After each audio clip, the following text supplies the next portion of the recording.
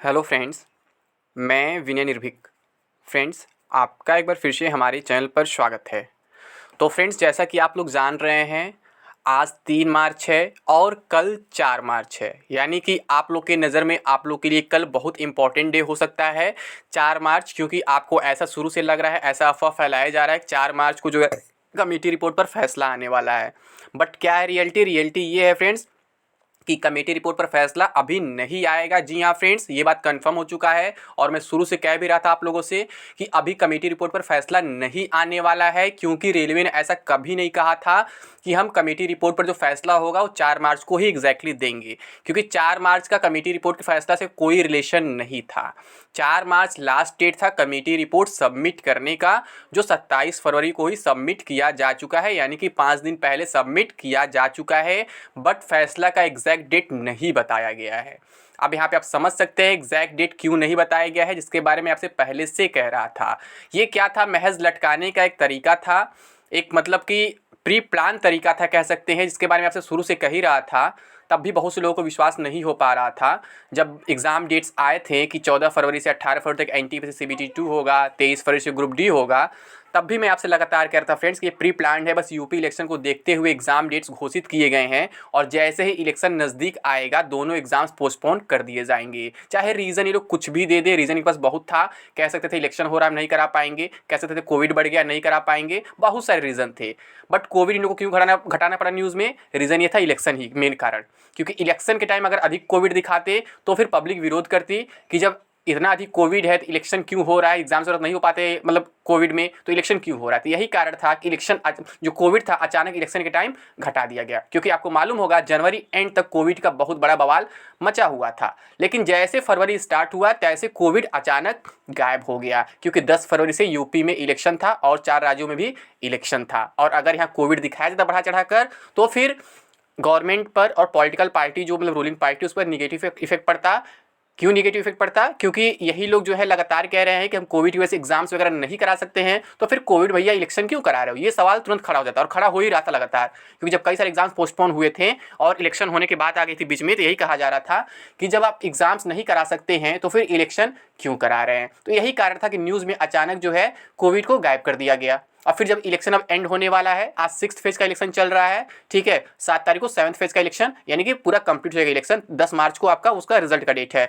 तो उसके बाद फिर से क्या है, अब देख रहे धीरे धीरे न्यूज़ में फिर से आने लगा कोविड। ठीक, अभी आप देखे होंगे कल के न्यूज़ में क्या था, कल नहीं परसों के न्यूज़ में था कि जो कोविड का डेथ रेट है बढ़ते जा रहा है। ठीक है, कोविड केसेस घटे हैं, बस डेथ रेट बढ़ गया है। यानी कि आप समझ रहे इलेक्शन खत्म हो गया तो फिर से कोविड का बहाना यहाँ पे सामने आ गया है। और फिर उसके बाद क्या है, एक डेट एग्जैक्टली बताया गया था कि 22 जून से जो फिर से कोविड का 4th वेव आ जाएगा। तो फ्रेंड्स, ये सब कुछ प्री प्लान्ड है और जो अफवाह फैलाया जा रहा है 4 मार्च को कमेटी रिपोर्ट आएगा, ऐसा रेलवे कहीं भी नहीं कहा है। ये महज कुछ यूट्यूबर्स, कुछ कोचिंग्स वाले जो हैं अपना कोर्स वगैरह बेचने के लिए, अपना टेस्ट सीरीज वगैरह बेचने के लिए, अपना बुक्स वगैरह बेचने के लिए अपने मन से अफवाह फैला रहे हैं।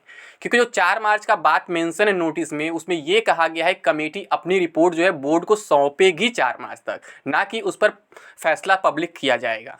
ठीक है, तो कमेटी जो है अपना रिपोर्ट ऑलरेडी सौंप चुकी है, सबमिट कर चुकी है 27 फरवरी को ही, यानी कि ऑलमोस्ट 5 दिन पहले ही जो 4 मार्च की डेट के बारे में कहा जा रहा है। तो 5 दिन पहले वो काम हो चुका है, बट फैसला का कोई एग्जैक्ट डेट नहीं दिया गया है और ना ही ये कहा गया है कि हम इतने दिन के भीतर फैसला सुनाएंगे या फिर कोई नोटिस आपको देंगे, ये कहीं भी मेंशन नहीं है। तो 4 मार्च का जो हवा उड़ाया जा रहा है बिल्कुल फेक है, उसका रियलिटी से कोई लेना देना नहीं है। आप लोग इसके चक्कर में ना पड़ें, केवल अपने प्रिपरेशन पर फोकस करें। ठीक है, और आपको मालूम होगा जो लोग 4 मार्च का हवा उड़ा रहे हैं वही लोग यही हवा भी उड़ा रहे हैं कि मार्च में ग्रुप डी भी हो जाएगा, मार्च में एनटीपीसी सीबीटी 2 भी हो जाएगा, जो बिल्कुल इम्पॉसिबल है। ठीक है, क्यों इम्पॉसिबल है, क्योंकि कोई भी एग्जाम होता है फ्रेंड्स टाइम लगता है। अब जब कमेटी रिपोर्ट के बाद ही कोई काम होगा ना स्टार्ट फिर से, तो जीरो से हिसाब से स्टार्ट होगा।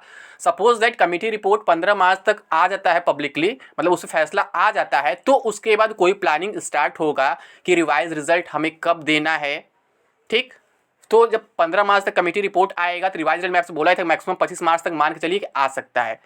और इसको भी ये लोग रोक सकते हैं अगर एनटीपीसी एग्जैक्टली जून में ही करा रहे हैं, ठीक है। सीबीटी 2 जो है, क्योंकि मैं आपको पहले बता चुका हूँ जून में पॉसिबिलिटी दिख रही है मैक्सिमम, तो अगर जून में करा रहे तो हो सकता है रिजल्ट को भी रोक दें, क्योंकि जैसे रेलवे का एक रूल होता है कि सीबीटी 1 के रिजल्ट के बाद जो सीबीटी 2 होता है वो 20 से 50 दिन के भीतर नॉर्मली कराया ही जाता है।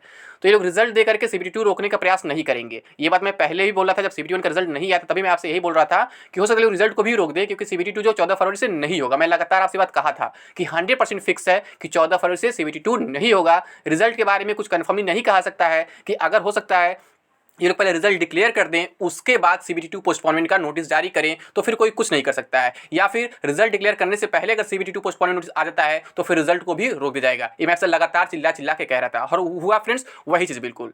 ये रिजल्ट तो डिक्लेयर कर दिया अपने टाइम पर 15 जनवरी तक, लेकिन क्या हुआ, पोस्टपोनमेंट नोटिस उसके बाद आया।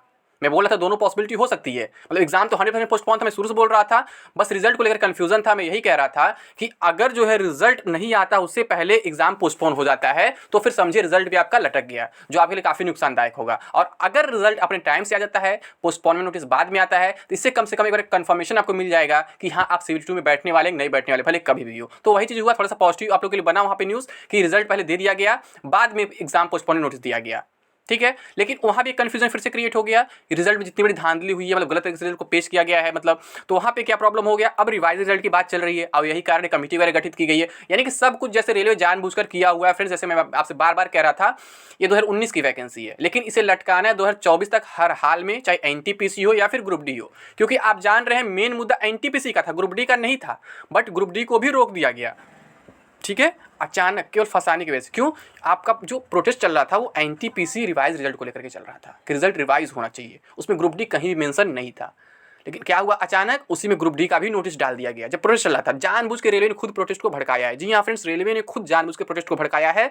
जब देखा 24 जनवरी से लगभग प्रोटेस्ट स्टार्ट हुआ था, फिर 26 जनवरी क्या किया रेलवे, 25 जनवरी को सॉरी, ठीक है, कि अचानक ग्रुप डी का भी नोटिस डाल दिया कि भैया प्रोटेस्ट और भड़का दो और बड़ा कर दो, ठीक है। रेलवे ने खुद ऐसा किया है कि मतलब कि हम दोनों एग्जाम्स को किस तरह लटका सकें, और इसमें फंस गए कैंडिडेट्स, फंस गए स्टूडेंट्स, ठीक है, जो बिल्कुल मतलब नासमझ थे, जो बिना गलती के फंस गए। 4 स्टूडेंट्स फंस गए, अब उन्हें बचाने वाला कोई नहीं है। उन्हें बेल तो मिल गया, बट उनकी लाइफ हमेशा के लिए खत्म हो गई, क्योंकि उन्हें क्लीन चिट नहीं मिला, उनका केस विड्रॉ नहीं हुआ, उनका एफआईआर विड्रॉ नहीं हुआ, जिसके बारे में आपसे शुरू से कह रहा था फ्रेंड्स, ठीक है। कोई भी टीचर आपके साथ नहीं आएगा, कोई भी आपके साथ खड़ा नहीं होगा, तो आप लोग थोड़ा सा अपने अंदर कंट्रोल रखिएगा, कुछ भी गलत काम मत करिएगा, ठीक है। लेकिन वहाँ पे क्या हुआ, आप लोग को लगा कि टीचर सपोर्ट करेंगे, ये करेंगे वो करेंगे, टीचर्स तो बच गए। मैं शुरू से कह रहा था कि टीचर्स के पास पैसा है, पावर, वो बच जाएंगे, लेकिन आपको कौन बचाने आएगा, कोई बचाने नहीं आएगा। और हुआ वही चीज़, जो 4 लोग फंसे उन्हें कोई बचाने नहीं है, बस ऊपर से दिखा कि हम सपोर्ट कर रहे हैं, ये कर रहे हैं, वो कर रहे हैं। तो फ्रेंड्स अभी मैं आपसे यही कहूँगा, आप अपने हक की लड़ाई लड़ो, बट गलत तरीके से ना लड़ो, ठीक है।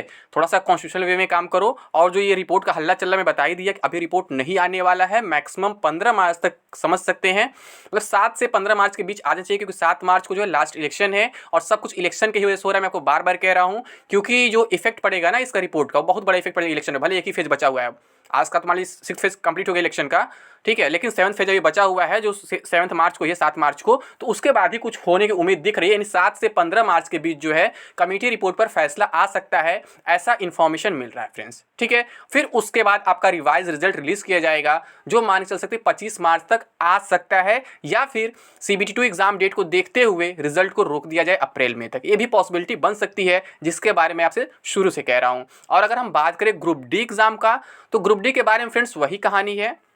सीबीटी 2 तो ऑलमोस्ट कंफर्म हो चुका है कि वापस होगा, ठीक है। मेडिकल स्टैंडर्ड वापस होगा, नहीं होगा, अभी कंफर्मेशन नहीं मिल पाया है। और जो मामला अभी चल रहा है एग्जाम कंडक्टिंग एजेंसी यानी ईसीए को लेकर, एनएससीआईटी को लेकर के, अभी इस पर भी कंफर्मेशन नहीं है। अगर एनएससीआईटी एग्जाम कराती है, ठीक है, तो जुलाई से एग्जाम स्टार्ट हो सकता है, पॉसिबिलिटी है, बीच में अगर कोरोना का फिर से लफड़ा ना आए तो। और अगर एनएससीआईटी या कोरोना आ गया तो फिर चाहे एनएससीआईटी कोई रहे, एग्जाम जुलाई से नहीं हो पाएगा, ठीक है। यानी अगर कोरोना नहीं आता है और एनएससीआईटी ही एग्जाम कराती है तो फिर जुलाई से आपका एग्जाम हो सकता है। और अगर एनएससीआईटी नहीं टीसीएस आती है तो मैं बता चुका हूँ कि इस साल होना फिर मुश्किल, अगले साल हो पाएगा। या फिर कोई अदर एजेंसी आ जाती है, माइंड एग्जाम वगैरह है, तो सितंबर अक्टूबर से भी एग्जाम स्टार्ट हो सकता है। लेकिन सब पे एक ही फैक्टर काम करेगा, कोरोना का। अगर कोरोना बीच में आया तो ये लोग फिर लटकाएंगे कोरोना के बहाने, क्योंकि कहीं ना कहीं से इन दोनों वैकेंसी को खींचना है 2024 इलेक्शन तक हर हाल में। ये बात आपको मालूम होगा, जिसके बारे में आपसे शुरू से कह रहा था फ्रेंड्स, 2019 से लगातार कह रहा हूँ, ठीक है। तो बहुत से लोगों को विश्वास नहीं हो पा रहा था कि क्या बोला, कितना नेगेटिविटी फैला रहा है, ये कर रहा है वो कर रहा है। अब सच्चाई आपके सामने आ चुकी है फ्रेंड्स, दोनों वैकेंसी जो है पंचवर्षीय योजना में शामिल हो चुकी हैं, ठीक है। दोनों वैकेंसी को 3-3 साल हो चुके हैं, अभी तक क्या है, इनका फर्स्ट स्टेज कंप्लीट नहीं हो पाया है, एक सीबीटी तक नहीं हो पाया सही से, आप अंदाजा लगा लीजिए।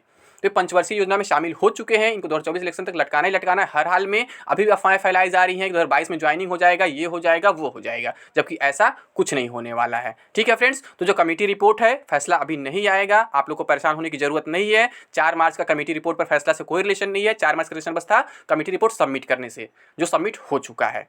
तो उम्मीद करते हैं ये भी कन्फ्यूजन आपका दूर हो गया होगा। बाकी जो भी कन्फ्यूजन है हम उसको दूर करने का प्रयास करेंगे। आप लोग कमेंट बॉक्स में जो भी आपके कन्फ्यूजन है उससे पूछ सकते हैं। ठीक है, वैसे कोई कन्फ्यूजन बचना नहीं चाहिए, क्योंकि मैं ऑलमोस्ट सारी बातें कर चुका हूँ इस वीडियो में, और इससे पहले भी कई सारे वीडियो में बता चुका हूँ कब से क्या हो सकता है। ठीक है फ्रेंड्स, तो अभी के लिए बस इतना ही। Thank you. जय हिंद, जय भारत।